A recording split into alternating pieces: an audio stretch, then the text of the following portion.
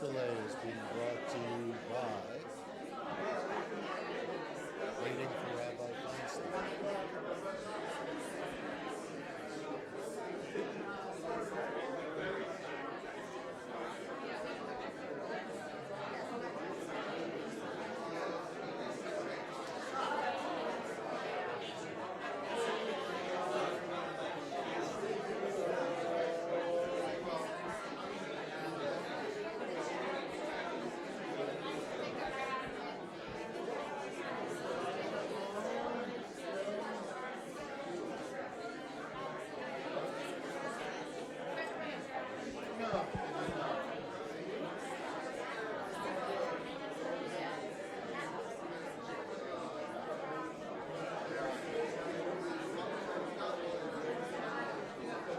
One near me.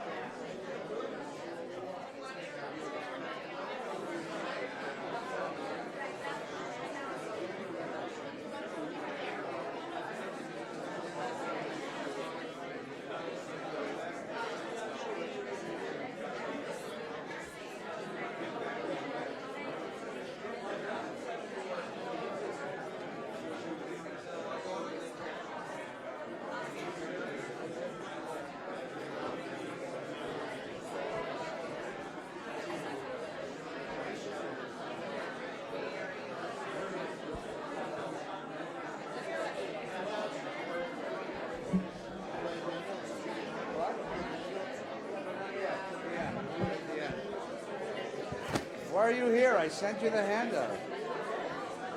I'm glad you're here.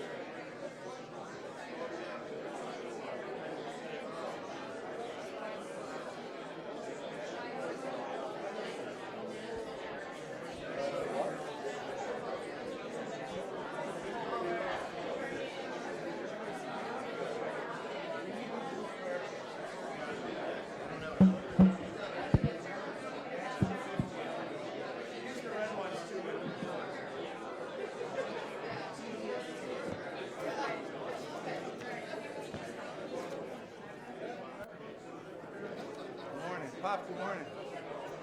How you doing?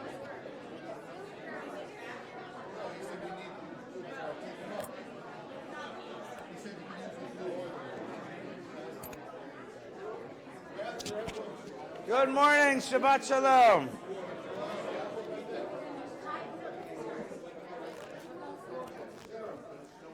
We're going to use the blue prayer books this morning if you can get one. If we can get, the red ones will do, but the blue ones are better. So we're delighted you're here. Welcome to Shabbat Torah study and special edition. It's the last day of Passover. Sorry, what? Should we pass out the red ones? Well, whatever. There are red ones in the pews, so we should have enough of those too. See what you can get. See what you can find. Okay, good morning, good morning. It's a pleasure to see you all. Shabbat Shalom. Jews and their books. Good God. It's not worth it. There's not many people here, so we're fine. We'll manage. We'll use the red ones. We'll use the blue ones. I'll read it out loud. It'll be fine. Good morning, good morning, good morning. Shh. Thanks for coming. Nice to see everybody. Shabbat Shalom. Today's the last day of Passover and Shabbat, so several things going on this morning after our Torah study. You're all invited into the synagogue, and this morning we have 8 members of the community who are having their adult bar and bat mitzvah. including some people that come to Torah study. So you're all welcome to join us for that. It's a big deal. They've been studying with Yossi Dresner for a year and celebrated this. It's a beautiful experience. My mother did this, actually. Mom did this and had a bar mitzvah, and it was very special. And then as well, at the end of the service, we'll do the Yizkor prayers, the memorial prayers. And everybody, of course, is invited for that. And then there'll be Kiddush. All the rest of the matzah and stuff we're going to put on a table and you eat it up. About 8 o'clock tonight, the holiday ends, more or less. So call Domino. Domino says this is the busiest night after the Super Bowl. You know, the Super Bowl is all these crazy people who need a pizza by halftime. This is Jews who need a pizza by 8 o'clock. You see the pizza wave across the country. It's this amazing thing. And then the world begins again tomorrow already. It's spring break is over and kids come back to school and things go on. This coming next Shabbos or the Shabbos, Sunday is Yom HaShoah, which is the day that the Jewish community worldwide commemorates the Holocaust. They chose this day because it was the day of the fall of the Warsaw Ghetto. The Warsaw Ghetto was being liquidated, and a group of teenagers basically decided to stand up against the Nazis and managed to hold them off for 3 weeks. This was the day that the revolution collapsed, but a symbol of Jewish resistance was born. And worldwide, there'll be celebrations. There's a celebration at Pan Pacific Park at 2 o'clock, a community-wide celebration, commemoration. And here at VBS at 4 o'clock, the Mati, which is the Israeli cultural organization, they put on a commemoration, actually run by the kids, run by the scout troop, which is the Israeli scout troop. It's a very moving celebration. And they'll be talking about the victims and survivors of Treblinka, which was the most horrible of all of the death camps. That'll be tomorrow here at 4 o'clock. And then next week we will we'll begin the new month of May, and then I think is it next Sunday is Yom HaZikaron, right? Is that how it works? Yeah. And we'll be Yom HaZikaron at 4 o'clock here. We'll do Yom HaZikaron. The Neshama Minyan is coming, so please look out for that. That's on the day before Mother's Day. I think it's the 10th. And the synagogue gala is on the night of the 10th as well, or the 11th, I'm sorry. So come and celebrate those wonderful things. The new building is going to be finished, and we're going to celebrate the new building and celebrate the people that have made it happen, and then start thinking about the next project. So welcome. It's good to have you all here. Well, it's how's Pesach? Okay, everybody survived? Yeah, it was a nice holiday. I had a lovely holiday this holiday. The greatest, the most important developmental psychologist in the 20th century, after Sigmund Freud, was a man named Jean Piaget.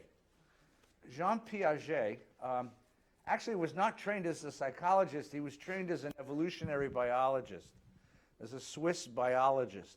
He was an expert in mollusks. Mollusks are these little gooey things that Jews don't eat. And he and his wife was a professor of education at the University of Geneva. They had a child together, and Jean was staying home with the kid when his wife went back to work.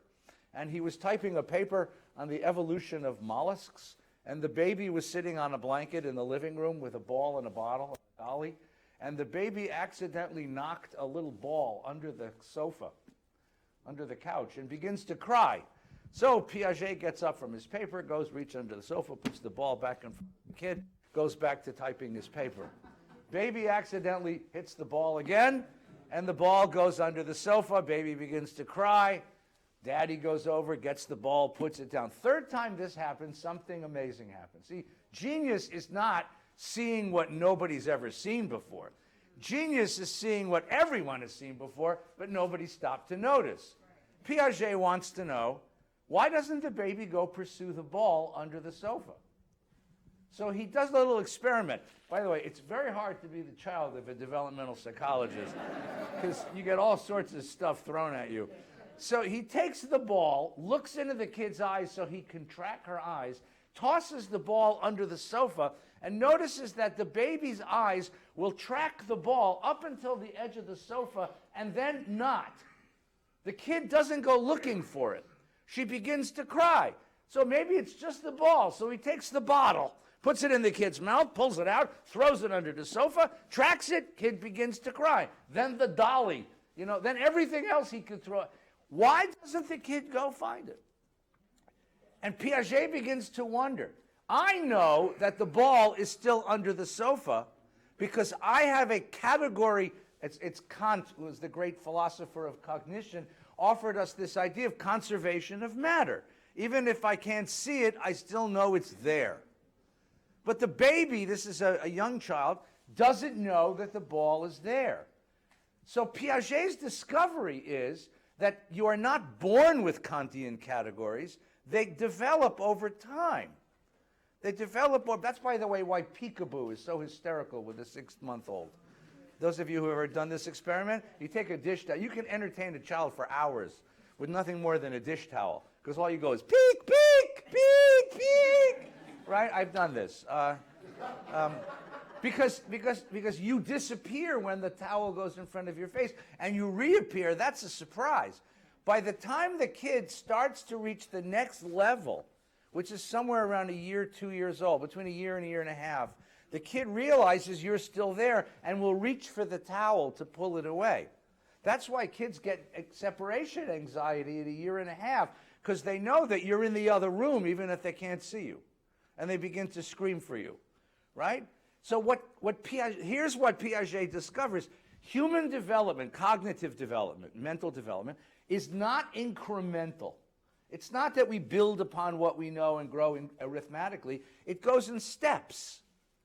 A child conceives of the world, and then, we know now, the brain grows, and a child gains new capacity and reconceives the world, and then gains new capacity and reconceives the world. And each of these subsequent reconceptions of the world represents a revolution. That's why the kid will ask you a question when they're 4. Where did grandma go when she died? And when the kid is 11, they're back asking the same question. And when they're 18, they're asking the same question. And when you're 35, you ask the same question. It's not because you weren't listening when you were 8 or 4. It's that each time you've reconceived the world, the major questions of life and death, of reality, come back and need to be reconceived, to be reorganized. Theology works the same way. Theology, that is people's idea of the universe, of who God is, and of where they fit in the universe. The maps we hold of our reality. Theology also develops not incrementally, but in terms of revolutions. We have what we'll call an orthodoxy with a small o. That is a way of understanding the world and God and us. And then an event will happen, either a political event in the world, a material event, or an intellectual event. A new idea will arrive, and we will reconceive the world.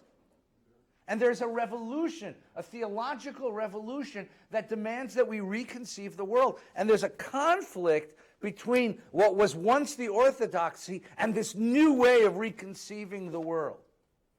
And then that reconception, that revolution, then becomes the orthodoxy, and a new idea comes along and challenges it. And that's how theology grows. Theology grows step by step through revolutions. Through revolutions. Here's we have been looking at the prayer book for the last 5 weeks. So today's going to be our last time, because next week we're going back to the Torah. The prayer book, the Siddur, the Jewish collection of worship, is the repository of the theological revolutions we have gone through.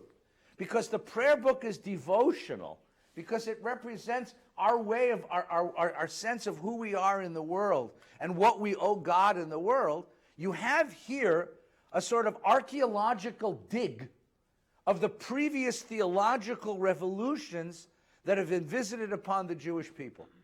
This is the best museum or the best gallery of Jewish theological revolutions that we have. And it's so handy, you can just pick one up anywhere, sitter, any place, right? So let's begin with the very first one, okay? The very first one. The very first one is the following, okay? This is how the sitter got created. The Torah offers us a regimen of sacrifice. Sacrifice means you bring an animal to a holy place. The priest will take the animal from the holy place, and offer it in your stead. It's actually you're offering yourself is what you're offering. The animal becomes your surrogate. And that is a way of showing devotion to God. And we had a holy place. It was called the temple, the Beit HaMikdash, and it stood on a hillside, on a hilltop in Jerusalem. And then in the summer of 70, the Roman Empire destroys that temple. Now at that moment, the rabbis who control the community, who led the community, had every right to say the Jewish project is over. The Jewish experience has come to an end. Because when a central institution, an institution so critical, so central to the life of a people, as the Holy Temple of Jerusalem is destroyed, you have a sense that this is the end. This really is a signal of the end of a culture. But the rabbis made a courageous decision. Instead of ending the Jewish tradition, they decided to reconceptualize it. Now, how do you reconceptualize your sense of the universe and God if you've been praying toward a building, and that building contained God, and you brought sacrifices, you made pilgrimage, you arrived in that building? That was the symbol of your theology. Well, you'll find the answer on page 157 in the blue prayer book. This one you'll need a blue prayer book. If you don't have one, I'll read it out loud. If you have a red one, it's not quite there. It's close, but it's not quite there. 157 in the blue prayer book. You want to come in? This place to sit. Standing while a rabbi talks can be dangerous to your health. You could fall asleep, pass out, bang your head, and I have to be responsible, and I love your family, so I don't want anything bad to happen to you, my boy. Here we go. This is the Kedusha. This is the Kedusha of Shabbos Musaf. Translation. This is the third prayer in the Amidah, which is our devotional, most devotional prayer. This is a prayer, we talked about this a couple of weeks ago, which represents our approach to the Holy Temple of Jerusalem. The prayer mimics a pilgrimage to the Holy Temple. But here in this Kedusha, you have the answer to the question that the refugees of 70 asked the rabbis. The temple is gone, the priests are gone, the sacrifices are gone. The city of Jerusalem has been conquered and decimated and destroyed. The Romans control our land. We are strangers in our own land. How can we worship God? Where do we go? Wie geht's is the Aramaic phrase. Where do we go? It means it's Yiddish. Where do we go to to see the presence of God? So what the prophets did is what the rabbis did is reach back into the tradition of the prophets. And they offer us here a new theology. It's a revolutionary idea, right? It starts with the words, Naritzcha v'nakdisha. We will hallow and revere God. Just as you do just as they do in heaven.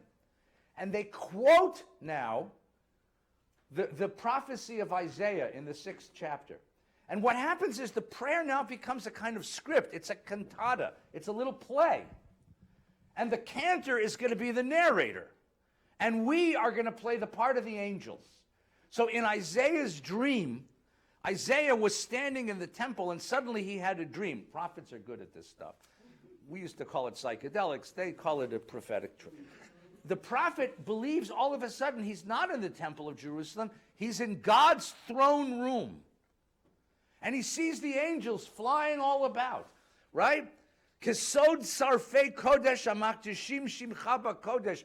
Just like the angels revere you, God, and account for your holiness, kakatuv al yad neviecha, just as it's written in the words of your prophet, the angels, according to Isaiah's dream, would have a chorus. Half the angels over here would go, kadosh. Half the angels over here would go, kadosh. Half the angels would go, kadosh. And we, the Jews and the congregation, we play the role of the angels. Kadosh, kadosh, kadosh. That's not the interesting part. Adonai tzvaot, God of all the things in the world. Milo kol haaretz kvodo. That's the interesting part.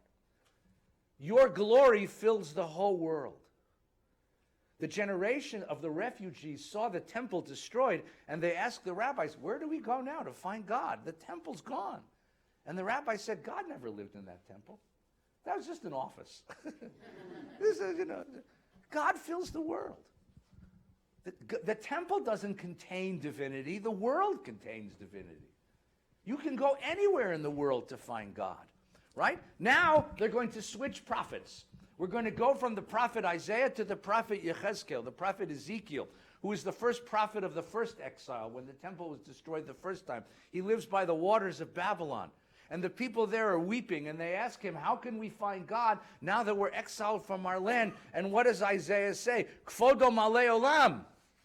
God's presence fills the whole world. Mishartav shoalim ze ala zeh. This is Isaiah's dream, that the angels ask, Aye mikom kvodo. Where can I go find divinity? And the answer is, Baruch kivod Adonai mimkomo, wherever you are. Wherever you are, you can find divinity. Divinity has not deserted the world. You haven't lost God, you lost a building in Jerusalem. And as a matter of fact, we rabbis are going to make a radical statement. The destruction of the temple, yes, was a bad thing. But you know what it did? It released God. At least it released our conception of God. Because now you're not going to think anymore that God lives in a building in Jerusalem and I in Encino are far away. You're not. The corner of Densmore and Ventura becomes a holy place when 10 Jews gather together to learn, pray, or celebrate life, or do a mitzvah. Any place can be a holy place. The problem isn't metaphysical, that God has somehow deserted the world. The problem is psychological. You don't see where you are in your world vis-a-vis God. That's the first revolution. Now you can imagine, this is a little radical. Because people are like, what do you mean the temple wasn't a... No, this released God into the world. This was the first great revolution. So what happened, this is the year 120, when the prayer book was put together. That's the first great revolution that is recognized here in the Siddur. Okay? Turn to page 108 in the blue prayer book.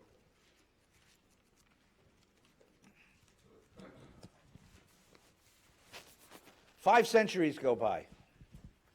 5 centuries go by. We move all over the Mediterranean. Jews are living all over the Mediterranean, from Spain to Afghanistan, and all over the east. But the large population of Jews are located between the Tigris and Euphrates, and today what is Iraq. And then, beginning with political upheavals and the rise of Islam, Jewish life is moving out of the east back toward the west, and Jews are on the road. And when Jews are on the road, they ask this question, where is God now? Where is God who comes to protect us? Now, if you have no place in the world which is yours, there's one place you can always look, and that's up. And Jews look up, and at night they see stars. And what do they see in those stars? Well, there was a prophet named Yechezkel, Ezekiel. And in the first chapters of that Ezekiel, he lived by the waters of Babylon. According to some scholars, he went down there and partook of the grass down by the waters of Babylon. Had these wild visions of divinity. And one of his visions was of God's chariot. God has a merkava, a chariot. And what is God's chariot? Well, what he did is he took the Zoroastrian traditions of mysticism, of God's chariot as the sun going across the horizon. And they look up and they see not God in the stars, but the stars as God's servant. And this becomes Merkava mysticism. You contemplate the stars, and in the stars and their order in the sky, you begin to see the presence of God. Because if the presence of God is not in a building in Jerusalem, if the presence of God is not in a community by the Tigris and Euphrates, and I frankly don't know where I'm sleeping tomorrow night, I can always look up at the stars and feel the closeness of my God. And here you have in the 8th century the first inklings of a great mystical tradition called Merkava mysticism. Now I have to tell you about mysticism. What is mysticism? The classical definition of mysticism is a personal quest for a personal experience of God's presence, of God's reality. Now, all religion is trying to get close to God, but this says, I don't want the normal stuff. I want something special for VIP treatment. I want to go business class. I want to get close to God on my own. I want to circumvent the normal tradition and find my way not to a knowledge of God, not to an understanding of divinity, of theology, but to a personal experience. Christians talked about unity with God. Jews never talked about unity with God because you can't get, a person of flesh and blood can't become unified with God, but you can have an intimacy with God. This becomes personal. Now, here's what's interesting. In most other world traditions, the mystic was an outlaw. The Sufi tradition becomes an outlaw in the Muslim community. Certain Christians become heretics in the Christian community because you're circumventing normal tradition. Jews had a much better idea. Because we are united by ties not theological, we're united by a sense of peoplehood, of family, we could tolerate mystics much better. So what we had was, the mystics were part of us, and we involved the mystics. Now, this is secret stuff. Nobody is allowed to know. It's the Jedi. One mystic takes one acolyte at a time.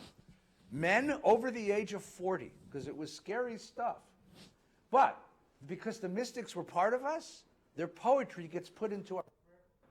Now, it's written in an obscure way, so you can't find the secrets. I know the secrets.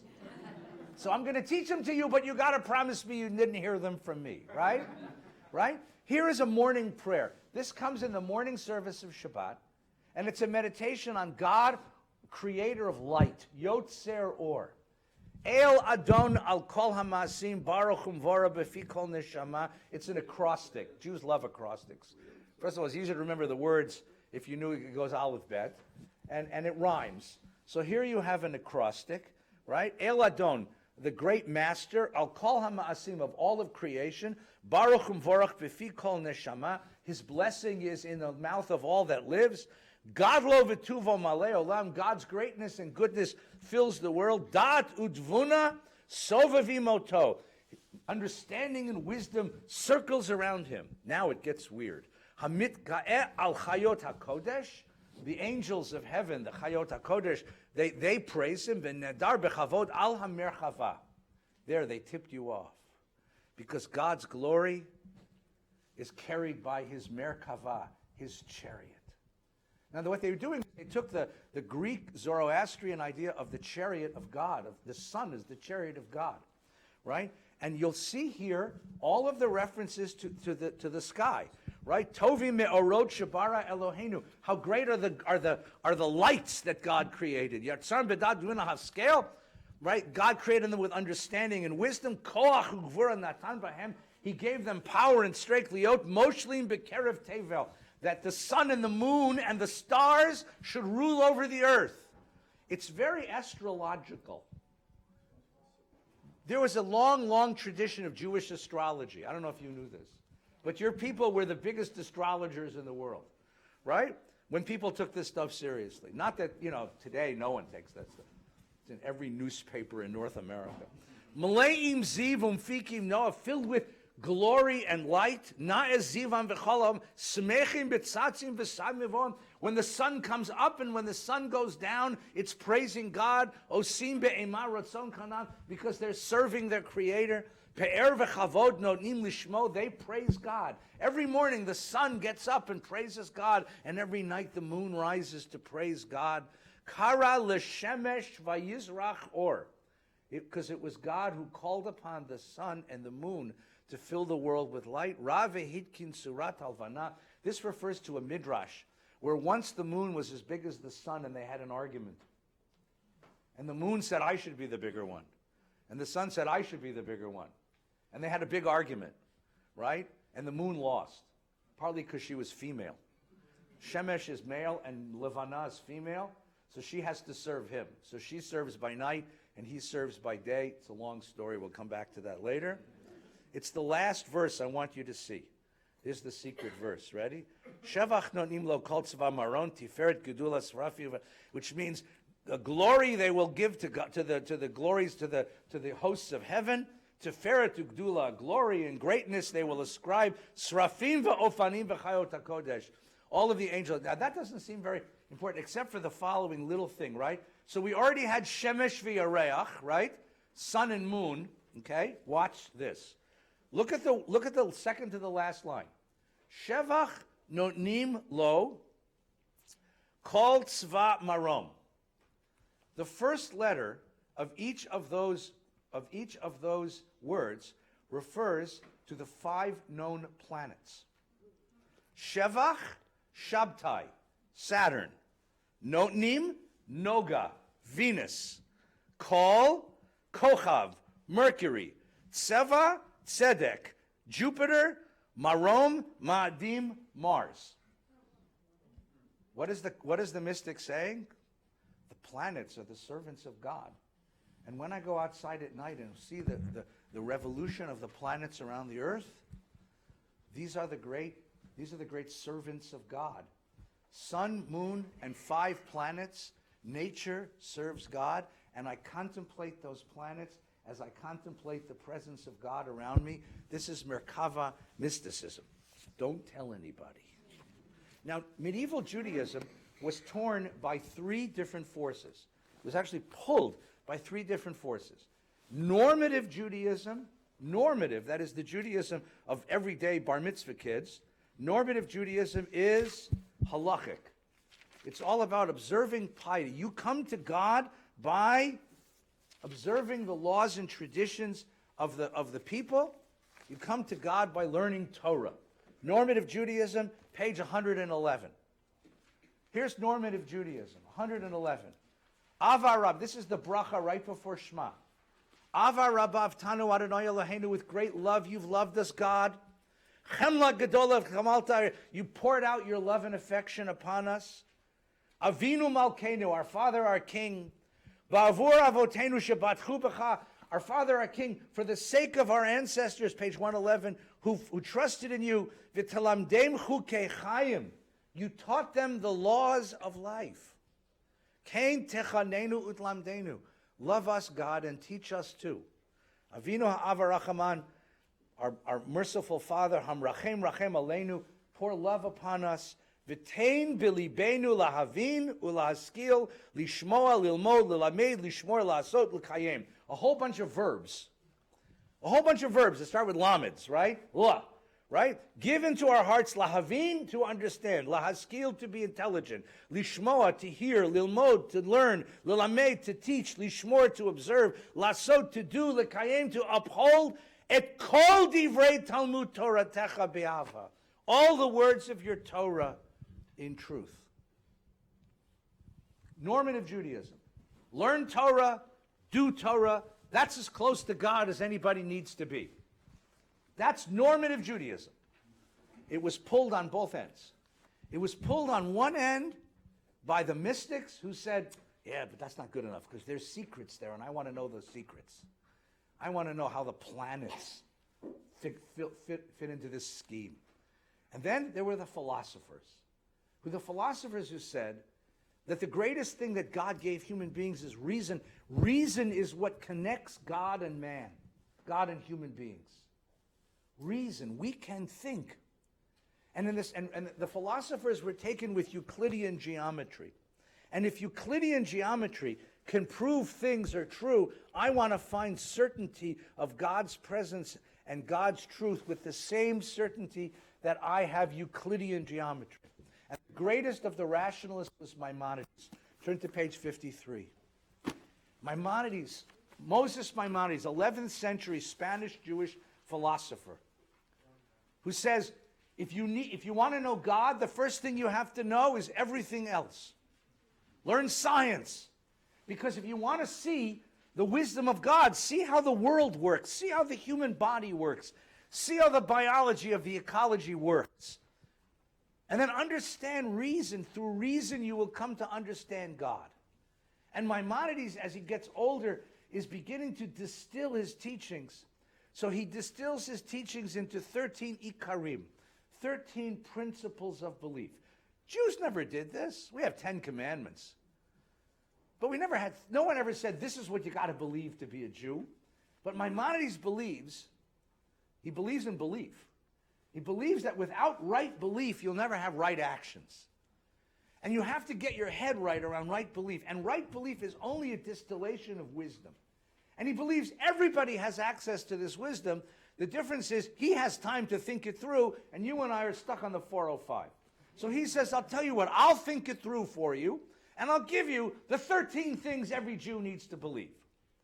The 13 things every Jew needs to believe. And 3 centuries later, a poet named Daniel ben Yehuda, Daniel of Jerusalem, writes it down into a poem.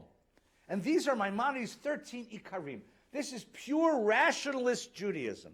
Yigdal Elohim chai v'yishtabach. By the way, there's 13 lines of 16 syllables, which adds up to 208. And I'm trying to figure out what the significance of that number is, and I will soon. But it's very, very, you'll see that the rhythm and rhyme of this poem matches Euclidean geometry, right? This is a very ordered mind that created this poem. Okay, this is not wild, this is not Salvador Dali. I mean, this is not T.S. Eliot. This is like very, very, Yigdal Elohim chai v'yishtabach nimsa v'yein eit el metziuto echad v'yein yachid keyichudo nelam v'gam ein sof la'achduto. Right? Revere the living God, sing praises to his name, both imminent. Well, that's the translation sucks, but he's giving you each of the ikarim, each of the principles of Maimonides' belief. Number one is there is a God. Number two, that God is one, but God's oneness is not like the oneness of anything else. God is unique in the world. Ein lo demut haguf ve'eno guf. This was one of Maimonides' great intellectual achievements. God has no body. Because if God had a body, God would be made out of stuff. And stuff can be divided, and then you'd have two, not one. So God can't have a body. And if God can't have a body, then every reference to the hand of God, the face of God, the voice of God in the Bible has to be a metaphor. And now you have to read the Bible in a very different way.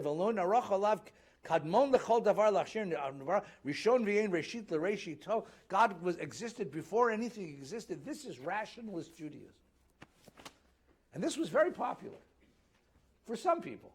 It pulled on the tradition and said, I want you to seek the rational bases of everything you do as a Jew, because I am offended by unintelligent Judaism. When you give me superstition, and boy, you Jews are so good at superstition, even today. You are so good at superstition. Jews are like the champions. We pretend we're so rational, and then we do all these weird things, red strings. I told you a lady came and wanted me to sell her a red string for $26. I offered her for 2 for $50. I said, what do you want a red string for? She said, it will protect me. I said, how will a red string protect you? Because you'll bless it. I said, I'll bless you without the red string. What, God's going to see the red string and the car's not going to run you over? What, vervus? I said, honey, I'll sell you a case of red string for $26. I'll still make money. No, Rabbi, you got to give me a red string. All of you have red strings on your wrist, and you're going, oh, he's making fun of me now. Yes! Maimonides was a rationalist. He said, if it doesn't make sense, it's not godly. And on the other hand, if you tell me that religion is immune to rationality, I don't want to be religious. He said this. He says, religion is not for fools. Religion is for the most intelligent among us, because it demands that we live with a sense of rational courage. This is a profound philosopher. And that pulled on the tradition, because it took away all of the wonderful, juicy superstitions that you people love so very much. And he asked, what's the meaning of every mitzvah? You're cleaning your house for Pesach, what's it mean? You keep kosher, good, what's it mean? You make Shabbos, what's it mean? What is the meaning? What does it do for you? This is a rational champion, you see? And people had such a hard time with him. They burned his books when he died, because he took away. He demanded so much intellectually, took away all of the juicy, mythical, superstitious, emotional. It was emotional, but in a very rational way. All right, Douglas, I have some questions I see here. Every Friday night when we sing this, yes, when Yossi goes, Velo Yamir Dato, yeah, we laugh. Yeah. I mean, how can you sit there and say that the ultimate rationalist says that the law is immutable? No. What does Velo Yamir Dato Yeah, mean? God doesn't change his mind. You change your mind. As to what it means. Yes, you change interpretations all the time. But God's rationality is the rationality of the world. But we don't have a full apprehension of it because we're only human. So what we do is we're seeking to connect with God. He had this idea that you all have a modem at home. You know what a modem is? Sure. It's that device that connects your computer to the system of all computers, right? Right? It's what goes down when your computer says lost network connection. Anyone know what I'm talking about? Oh, yeah. Right. You have one. Now, Maimonides foreshadowed this in the 11th century. Each of you in your mind has a connection with the great intellect of the universe. That's what thinking is. Thinking is when you're attaching yourself to the great intellect of the universe. God is thinking great thoughts. And every now and again, if you can get your stuff together, you can think God's thoughts, right? Who was Moshe Rabbeinu? Who was Moses? Moses was the most realized human being who ever lived. Why? Because he disciplined his body and disciplined his mind and disciplined himself so that he had among all of us the clearest apprehension of God's intellect, and even that wasn't very clear. But then when it came time to give it to the rest of us schleppers, he had to give it to us in symbols we would understand. So he talked about God's face and God's hands, because he realized that if you talked about non-corporeal ontological realities, right, as Rabbi Schulweis used to try to do, people would make fun of you. They make fun of you. They would rather have vivid religion than they would have rational religion. But this is lo yarmir dato means God's rationality doesn't change. Your rationality changes as you grow older. That was Piaget, who was also a great prophet. Pass the microphone over here. Okay, we're getting a couple of questions about mine. Then I'm going to show you the opposite. We're going to do a little mysticism today. Go ahead. Okay, this poem is so beautiful. Thank you. It's so important. I think so too. How come we are skipping it when we pray Shachrit? I'll tell you why. How many pages in this book? How many pages in the blue prayer book? 397 pages. Which of them would you like me to do, and which of them would you like me to skip? I'm not being facetious. I am your prayer leader, and I have to decide which page. Have anyone ever opened our Machzor, the High Holiday? How many pages? 800. You ever been to the Louvre? Anyone ever been to the Louvre? You can't see it all. You can't see 1/10 of it. You could spend 3 weeks in the Louvre and not see half of it. You ever been to the Uffizi? When I was in Florence, we were sitting in a cafe, a bunch of college kids from Syracuse came in, and we were chatting with them, and I said, what are you guys doing? They said, we have a semester abroad. I said, oh my God, lucky rich kids, you know?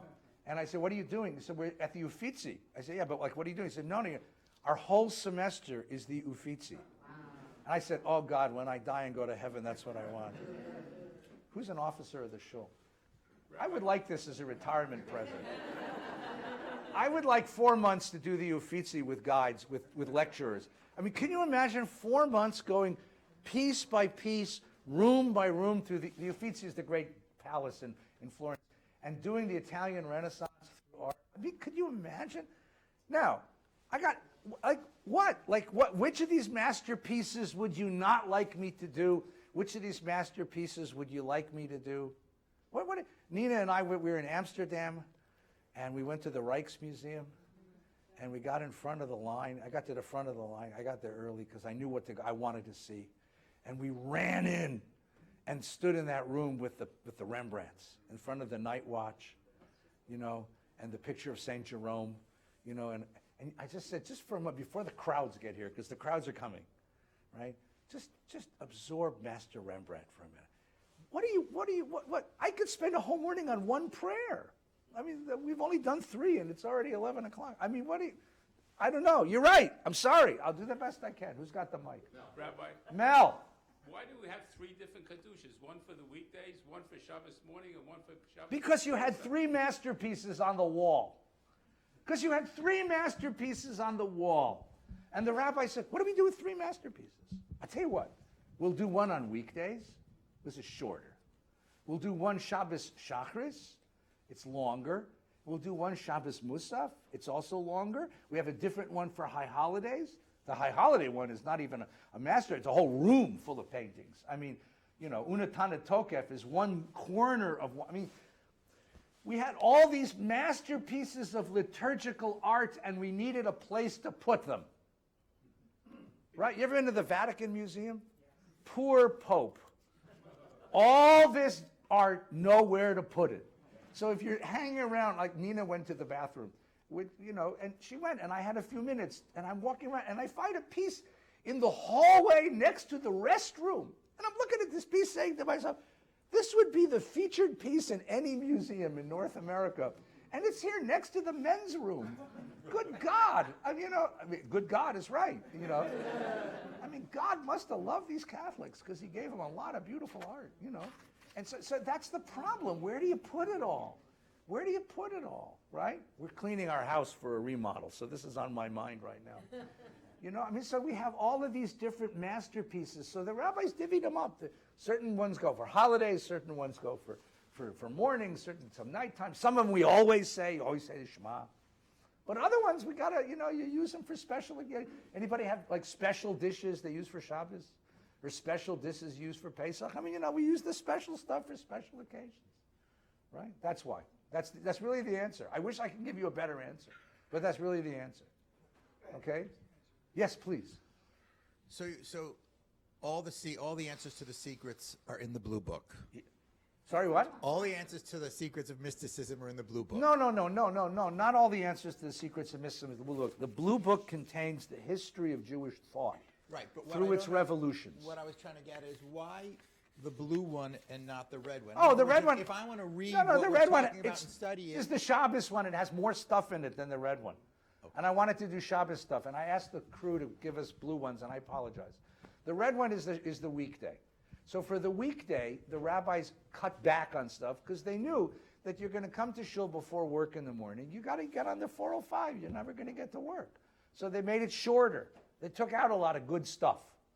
The Shabbos one, you got more time. You're not going anywhere this morning, right? Because the basketball doesn't start till late this afternoon, right? Kevin Durant is prophet of the Lord. Steph Curry, So I have respect for these men. But that's not till this afternoon, so you have time this morning to go through some more of the stuff. So it's got more stuff in it. The Moxer has even more stuff. The Moxer we could is the Uffizi. The Moxer we could spend 4 months and not reach the end of it. Which is odd because you come to Shul Yontif and the cantor, which is like jogging through the Louvre. That's what it is. All right, turn to page 14 in the blue book. There's another question. More questions. Wait, got a microphone over here. Michael. Yeah, just a side note, you were talking about Euclidean geometry and the use of it, and it dawned on me that I recall that Spinoza was trying to prove not the existence of a God, existence of the idea of God, right? By using geometry, and he said if he could do this, this would solve almost all the ills of the world. And he was corresponding with other philosopher mathematicians. Yeah, Leibniz. And one of them, Leibniz, and Leibniz wrote back a rather snarky remark saying that, so geometry will save the world. Best of luck. Yeah, that's right. Leibniz had a snarky sense of humor. Okay. Mort wanted to say something. I'm sorry. Does rational thinking require evidence? Yes.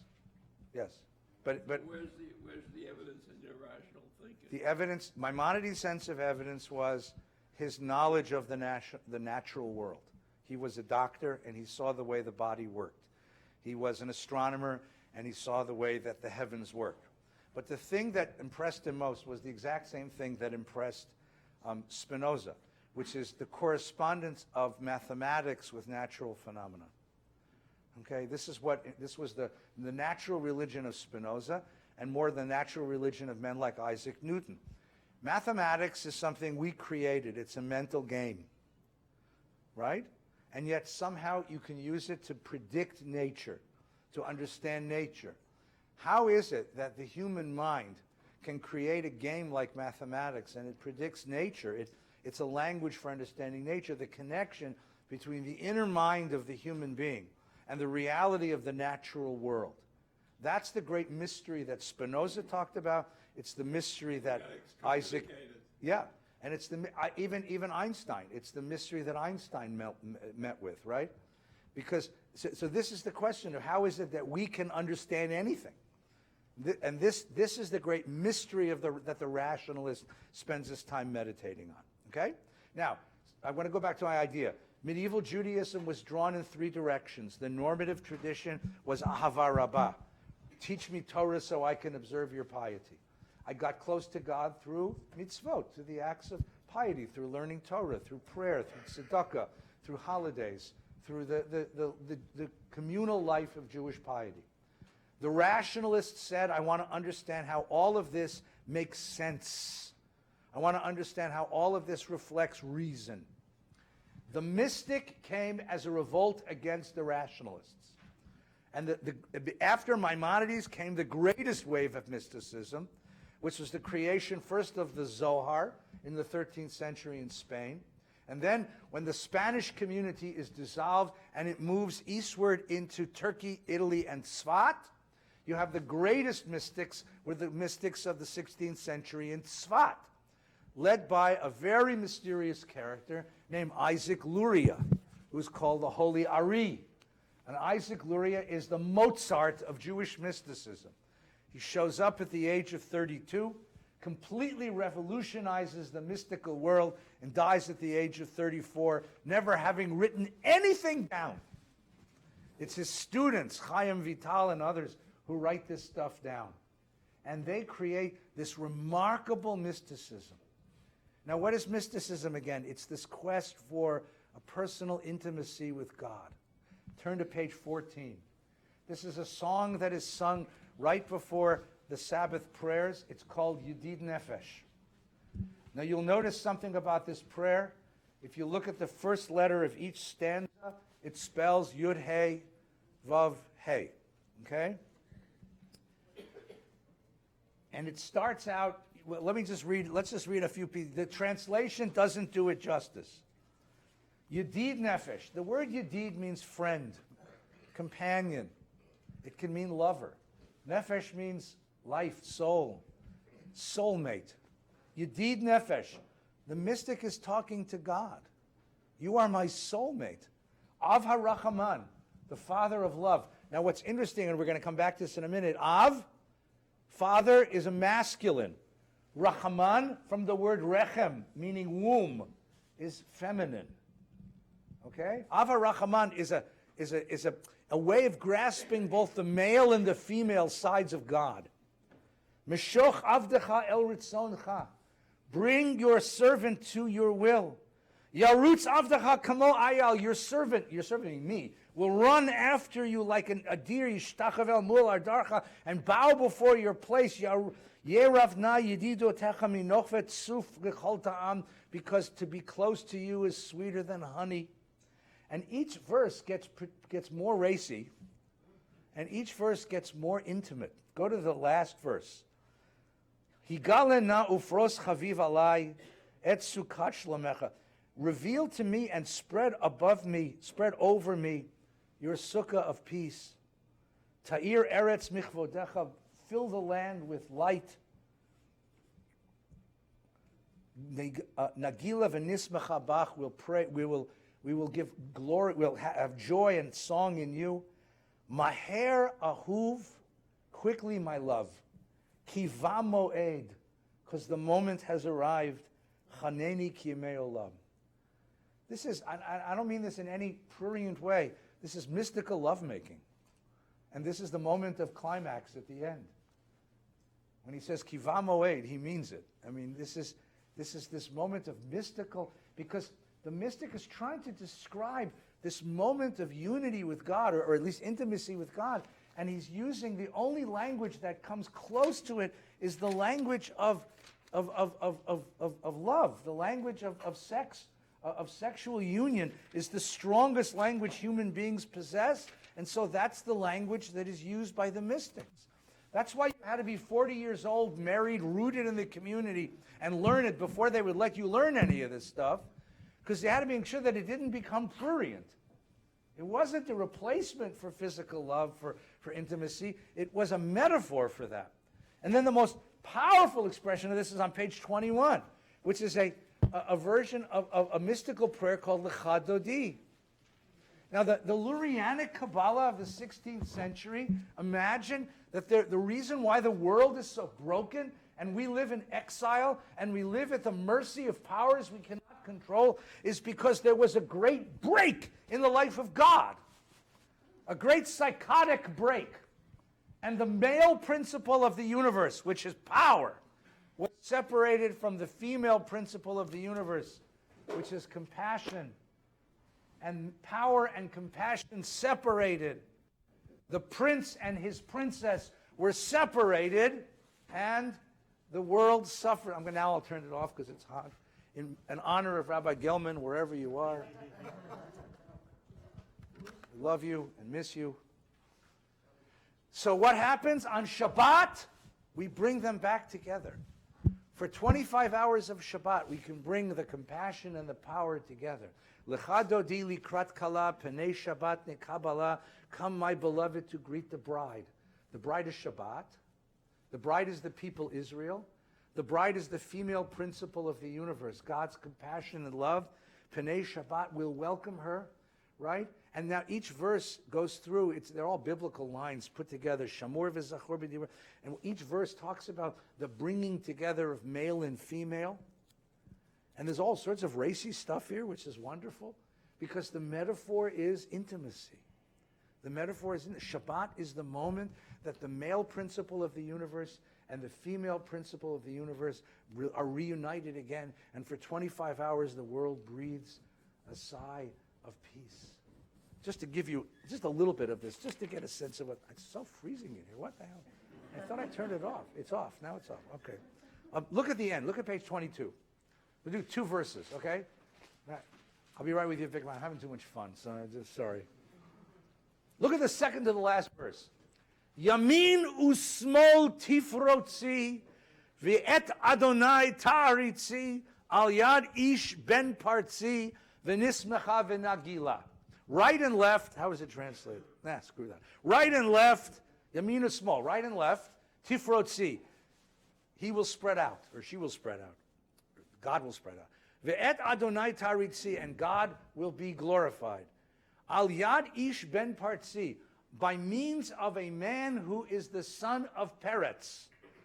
Who is that, by the way? That's David. That's King David. And through King David, the Mashiach, nismacha v'nagila, we will be happy. Now, what the hell is that about? On the surface, for your average everyday conservative Jew, all right, right and left. God will fill the world. That's okay. Well, that's cool. No. Imagine a line. I make a line on a piece of paper, right? I put Shabbat in the middle, okay? I put each day of the week. Monday, Tuesday, Wednesday, Thursday, Friday, Shabbos. Sunday, Monday, Tuesday, Thursday, Wednesday, Thursday, Shabbos. Got that line, right? Days of the week on a calendar, right? Okay, so Shabbos is in the middle, right? What's to its right? Friday. Friday's to its right. What's to its left? Sunday. Whose holy day is Friday? The Muslims. Whose holy day is Sunday? Christians. Yamin usmol tifrotzi. Shabbos will come, the bride of Shabbat, the female principle of the universe, God's loving compassion, will come and gather up Yamin, Friday, the Muslims, Small, Sunday, the Christians, into one glorious Shabbos of the whole world. Yamin usmol tifrotzi ve'et Adonai ta'aritzi, and on that moment God will be glorified. Al yad ish ben partzi, by means of King David, the Messiah, v'nismecha v'nagila, and so we will all, Christians, Jews, and Muslims together, celebrate God's presence. Lecha dodi, likrat kala, penei Shabbat nekabala. Come, let us all, the whole world, sing the song of Shabbos. Boi b'shalom ateret ba'ala. Come in peace, crown of her husband. Her husband is God. She is the female principle of the universe, represented by the bride of Shabbat. Gam b'simcha u'tzala, with joy and with gladness. The princess is coming back to the castle where the prince has been awaiting her, right? Toch emunei am segula. Reminds Game of Thrones. Like she's riding through the town and all the people are cheering for her. Bo'i kala, bo'i kala. It's a very interesting line. So it means literally, come, O bride, right? Bo'i kala, bo'i kala. Kala also means end, E-N-D. Conclusion. Bo'i kala, let history finally come to an end.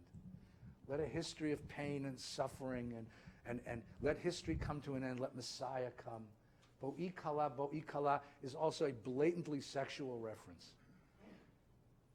The climax, the unity, the ultimate unity of two human beings represents the ultimate spiritual unity of the whole universe. Let God be put back together, male and female, compassion with power, glory with vision. Let it all come back together again. Lecha dodi likrat kala penei Shabbat nekabala. The mystics said to the rationalists, you're right, except you have no blood. You're bloodless. Give us some kishkas, give us some... And that was the mystical revolution. So you have a mystical revolution responding to the rational revolution, responding to the tradition, and this is what gathers up, and all of this is in a prayer book, okay? Now, you ready for modernity? Someone had a question. Vince, I bet. Yeah, what does Kivan Kiva Moed mean? Moed, the time has come. Or the time has come, or it's the time for coming. Or the time is coming. The time with a capital T is coming. All of these have multiple references. In mysticism, nothing means what it says. In mysticism, everything has 5 different meanings. And you have to use your imagination and be poetic with the words. Be poetic. Okay? Modernity comes. And things change. So I want to talk about 2 changes in modernity. Turn to page 149 in the blue book, sorry. 149 in the blue book. Yeah. Prayer for the state of Israel. Big argument. So the state of Israel, so Zionism comes in 1897 and begins militating toward a return to the land of Israel. And the Zionist claim is the return to the land of Israel is not just pragmatic. It's not just a way of saving Jewish bodies. It's a way of rescuing Jewish souls. And the religious have a hard time with this, the Orthodox of all kinds, and the Reform. Reform has a hard time with this because they're rooted in the lands in which they live. The reason why Reform places of worship are called temples is on purpose. The temple was a building in Jerusalem. The temple is wherever I worship, says the Reform movement. Right? So there was a Reform rabbi who very famously said, Ki me Berlin tetzei Torah. May Berlin, from Berlin will come Torah. Because wherever I am, that's where my God lives. There's no such thing as exile, as galut anymore. And I don't look to so the Reform rejected Zionism, and the Orthodox rejected Zionism because the Orthodox said, only God can bring us back to the land of Israel. But there were a few who disagreed. And among the few who disagreed began to say, no, this is the Messianic movement. This is the Messianic movement. And the one who championed that idea most was Avraham Isaac Kook, the great chief rabbi of Israel. He's a Lithuanian mystical scholar who said the return to the land of Israel is the beginning of the Messiah's return to the Messiah's arrival in the world. Right? And that's what they wrote into the prayer. The prayer was written, the prayer for the state of Israel was written by Isaac Herzog, Rabbi Isaac Herzog, who was Cook's 2 successors later as chief rabbi of the land of Israel.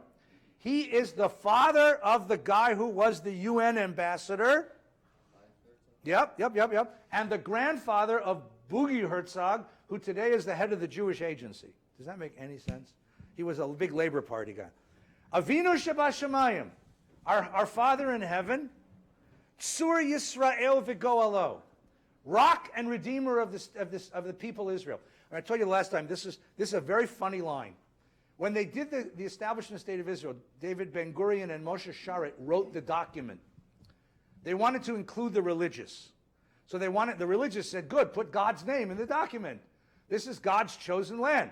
But these guys, the communists, the socialists, Mapamniks said, you cannot put those superstitious, irrational, galut ideas in our state. We want to keep them out, keep them in Europe where they belong.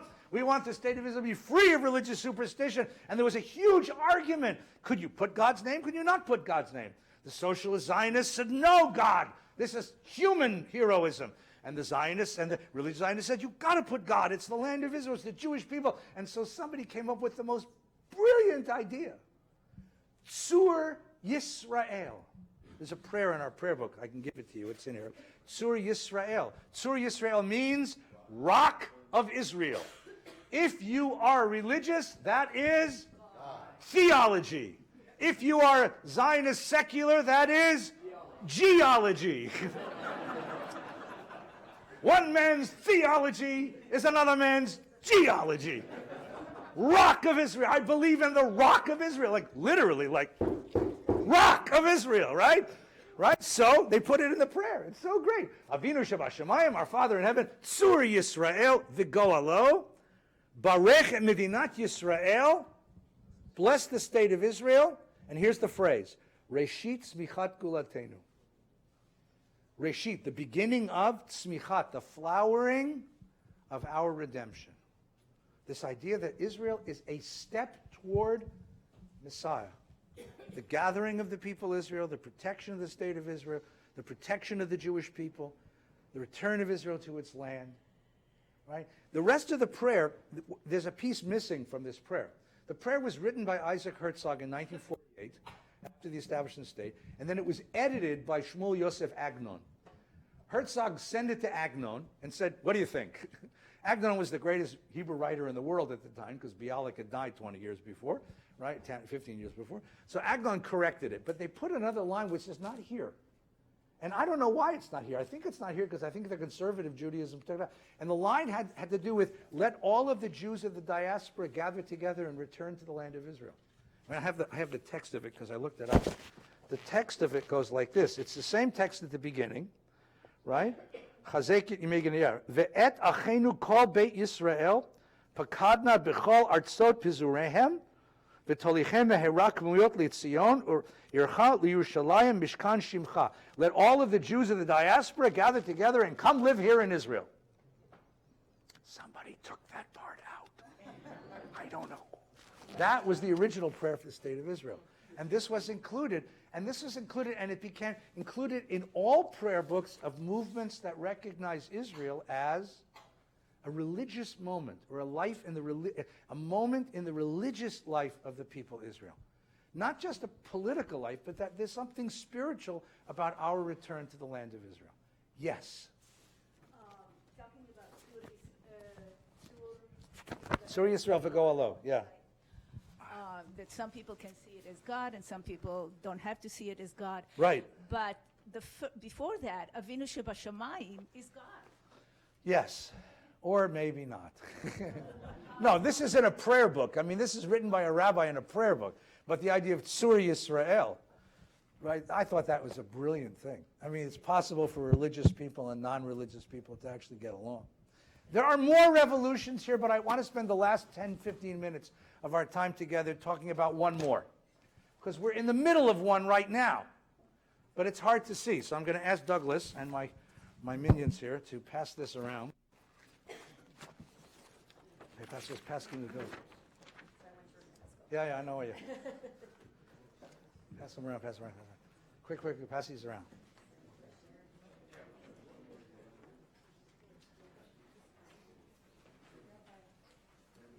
Yeah. As a tease of things to come, how did this prayer book get compiled by Rabbi Morris Silverman? And This prayer book this is Jules Harlow's work. Morris did the previous one. yeah, but that was We'll come back to that. Okay.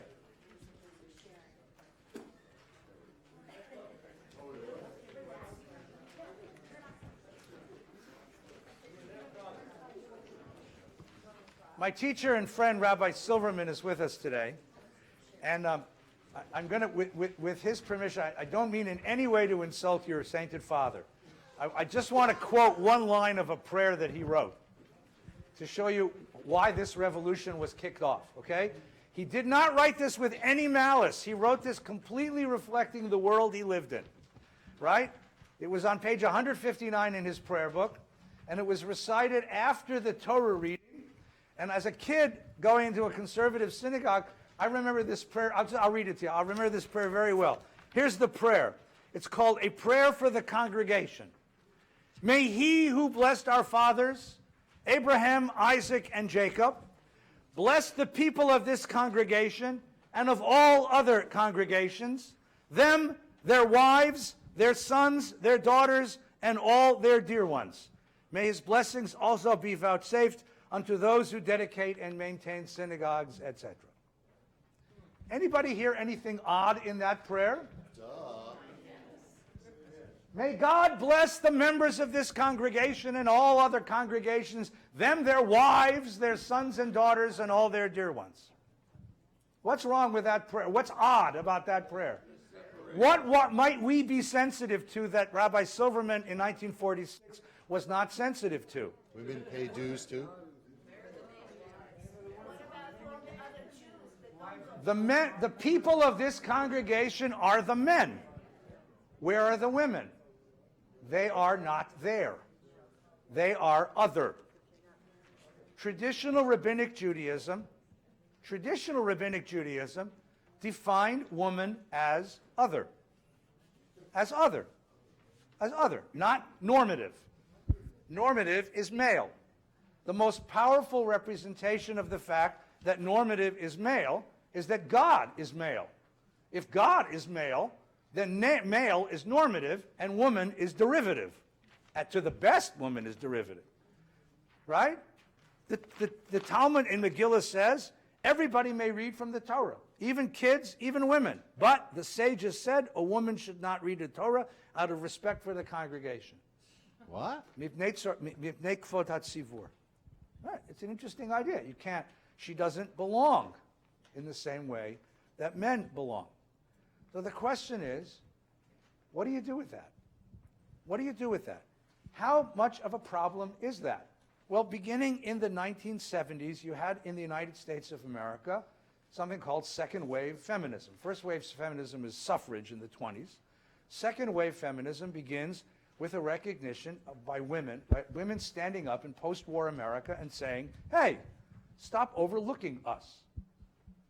And sometimes the overlooking was in really little modest ways. Like when Mom got mail from the synagogue, it was addressed to Mrs. Burton Feinstein. I said, Mom, they forgot your name wrong. They put Dad's name instead. Right?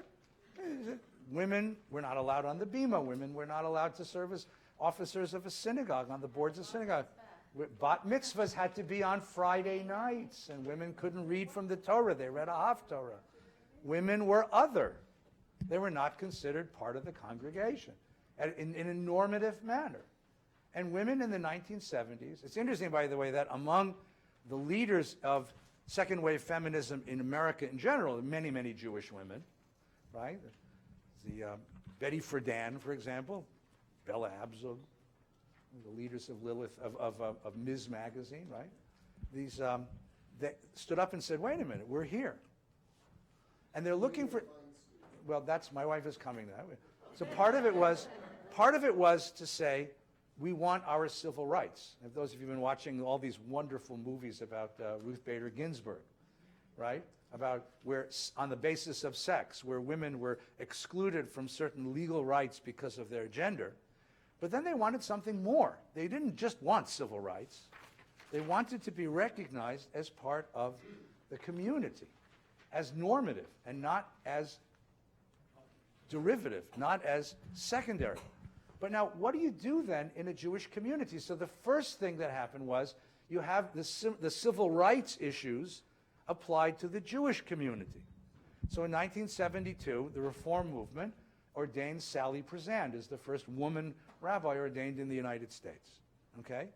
And Nina, my wife, was the first woman accepted into JTS in 1984. Okay? Then you have opinions given by the law committee of the conservative movement, women can have aliyot to the Torah, women can read from the Torah, women can ascend the bima, women can touch the Torah. The idea, by the way, that women can't touch the Torah because they menstruate is absolute idiocy. It's nonsense. The Torah itself is impure because it's written on a dead animal's skin, right? So you can't make a Torah impure. There's nothing. That's absolute stupidity, right? It's male fear of women's bodies is what it is. But then you go a little bit farther and you say, but wait a minute. I open the prayer book and what do I see? I mean, I see the stuff that Rabbi Silverman wrote, but that's just because of that's the what about everything else? Hebrew is a gendered language. Hebrew is a gendered language. Every noun, every pronoun is either male or female, masculine or feminine. What do you do with the Hebrew language? Can you start, and people started fixing that. They started fixing that. So you have, a lot of times you'll see in this prayer book, they try to dispense with gendered pronouns. Instead of saying he, may he who blessed, you say, may God who blessed our ancestors. You add the matriarchs to the prayers. May God who blessed our ancestors, not patriarchs, our ancestors, Abraham, Isaac, and Jacob, Sarah, Rebecca, Rachel, and Leah. And then you start changing all of the metaphors. Instead of saying Melech HaOlam, king of the universe, you say ruler of the universe, sovereign of the universe. Avinu Shebashamayim, our Father in heaven, our parent in heaven. It's a little awkward in English, but that's not even that's not enough. The question is, what do you do about everything else? One of the questions that feminism raises for us is, number one, is God male?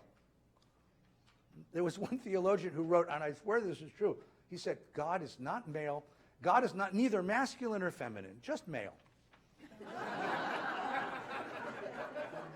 God is beyond gender, just male. But if you say God is not masculine or feminine, why do you continue to use language that represents masculinity? What does that say to the congregation of women who are sitting in front of us? Right?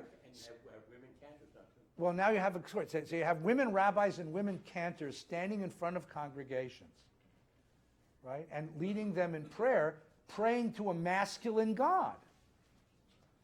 So what if we just do this? For the last 5,000 years, we've prayed to a masculine God. Let's pray to a feminine God for the next 5,000. That seems fair. But the moment you do that, people get really antsy. Well, but that's not Jewish. What's not Jewish about it? You just said God has no gender. So if God has no gender, whether I say, may he who blessed our ancestors, or I say, may she who blessed our ancestors, you get, it's uncomfortable because you're not used to it. In the same way that people were not used to having women as cantors and rabbis. You're not used to hearing a female voice in the congregation leading you in prayer. I'll be right with you, one second. But then there's a whole other set of issues. When you say, I would like to bring the feminine into the normative, what does that mean? What is the feminine? Does the feminine simply mean to recognize women whose voices have not been included in the community for the last 5,000 years? Does the feminine mean that I start to use other words to describe divinity so that male is not normative? Or does the feminine mean that there are certain patterns of thinking which are associated with patriarchy, with male dominance? One of them is hierarchy, ups and downs. One of them is dominance. One of them is division. What if I tried to do away with that kind of language? What does that give me? So I know you want to ask some questions, but I want to get through a little bit of this before we go. So if you'll turn the page over, in the back I gave you a little piece by Judith Plasko. Doug, sit down. I'll get questions in a minute. I promise you. Right? Hang on the microphone. It's okay. Judith Plasko writes a very, very important book called Standing Again at Sinai, where she tries to read, and this is an old book. It was written in the 80s. She's trying to reach toward what would it mean to really take this seriously. So just listen to some of her observations, okay? The otherness of woman is given dramatic expression in our language about God. Here we confront a great scandal. The God who supposedly transcends sexuality or gender who is presumably one and whole, is known to us through language that is highly selective and partial. The images we use to describe God, the qualities we attribute to God, draw on male pronouns and male experience and convey a sense of power and authority that is clearly male in character. The female images that exist in the Bible, and particularly in the mystical tradition. In the mystical tradition, remember I told you, the male and the female separate. That's the great crisis of Lurianic Kabbalah. The female is called Shekhinah. She lives in the world with us. She is the God we pray to come and help us when we are in trouble. She is pictured in mystical reflections as female, as the mothering God. And I don't mean this in a bad way, but she is the Jewish mystical equivalent of the Madonna, of Mother Mary in the Catholic tradition. And because the Zohar tradition developed in Spain under Christian influence, it should not be a surprise that the two traditions developed the same character with different names. The mother who nurtures, the godly mother who nurtures, the godly mother who is there with us. So this might be one way to incorporate female into our God language, right? They form an underground stream that reminds us of the inadequacy of our imagery without, however, transforming its overwhelming male nature. The hand that takes us out of Egypt is a male hand. Both in the Bible and our contemporary imaginations, it's not arbitrary. It's not just a matter of pronouns. It's not just a matter of changing the language of the prayer book. It leads us to the central question of the otherness of women. Just as the otherness of women leads to the maleness of God. If God is male, are we in God's image? How can maleness not be the norm of Jewish humanity? If maleness is normative, how can women not be other? And so now you get a loop. You get a cognitive loop. The Jewish tradition affirms that the God who is other is nonetheless at the same time the covenant partner. The language of dominance is at tension with the language of covenant, because it denies the reality of human power. Attempting to link the reimagining to a new vision of community, feminists repeatedly chose metaphors that picture divine power not as something above and over us, but in and around us. God's power is not a power that dominates, but one that elicits our power, meeting us in shifting and changing forms of life. A whole different way of thinking about God. The person who's done the most work, or the most interesting work, is a poet in the Bay Area named Marcia Falk. Okay? And if you turn back the other page, she wrote a new prayer book. It looks a lot like this, called the Book of Blessings. Or at least she attempted to write a new prayer book. And here's what she did. And I gave you some of her prayers to take a look at, and then some of the rationale on the back of the page. Because she wrote an article for the forward where she said, the problem isn't just calling God him. The problem is the whole hierarchical idea of up and down. God up, us down. God powerful, we are weak. God is glorified, we are not. You have to think in a different way if you're going to incorporate and include and make differences acceptable and not judgmental. So here's her idea. You cannot fix the words Baruch Atah Adonai Eloheinu Melech Haolam. Because Baruch, Atah are both male names. Adonai is a male God. Eloheinu, Melech. Melech is a male image. You can't fix that. Besides, Baruch Atah Adonai Eloheinu Melech Haolam is an up and down. I bless a God who is more powerful than me, who has what? So she suggests a whole rewriting of brachot, where we start with the word nivarech. Let us bless. Et ein hachayim. Now, here's a new metaphor for God. It's not actually a new metaphor. It actually occurs in the tradition. Ein is a spring, a well, a source of life. Ein hachayim, the spring of life, the well of life. Think of a desert and an oasis, which is also, by the way, a meaning of the word brecha, from bracha. A spring of life, a well of life, a womb of life. Nivarech et ein hachayim. Now, ein in Hebrew, the word ein, which means well or spring, is grammatically feminine. Okay? So the next line the verbs have to be in line with that. Hamotzia lechem min haaretz. Let us bless the source of life. I would put who instead of that. Brings forth bread from the earth. What do you think? You like that?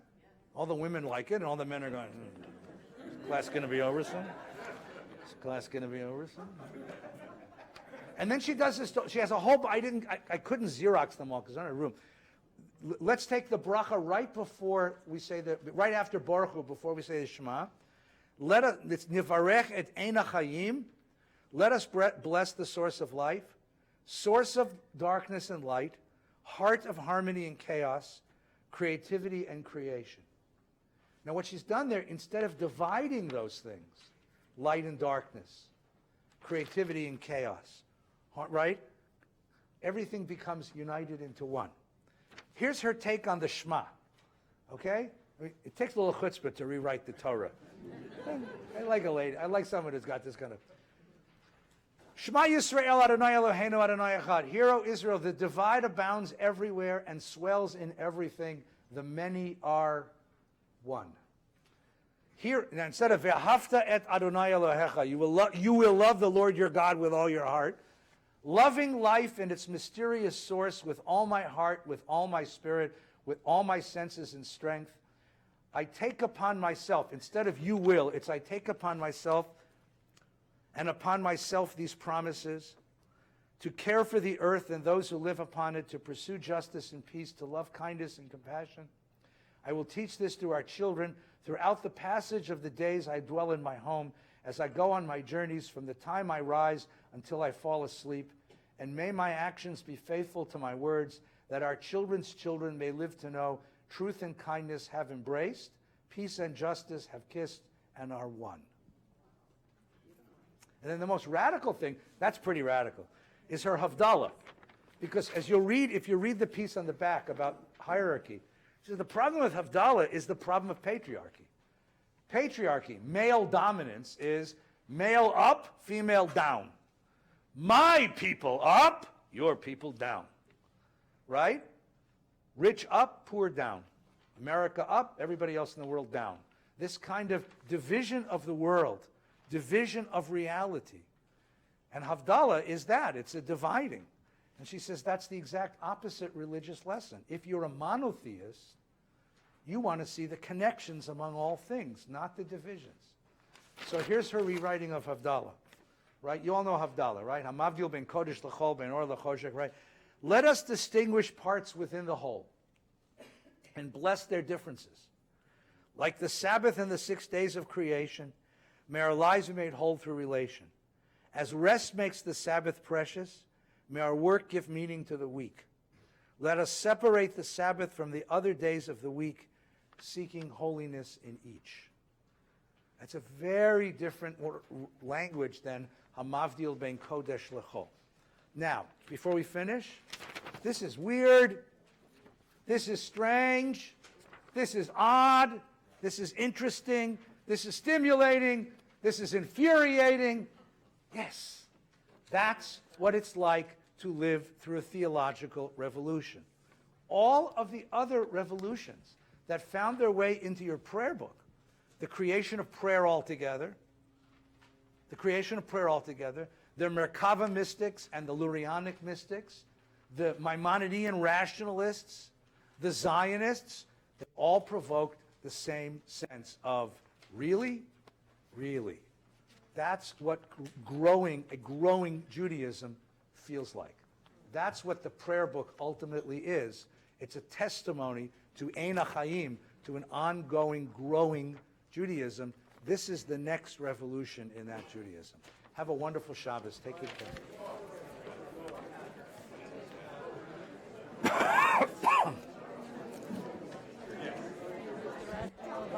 Yeah. Not yet. I bought it. I haven't read it.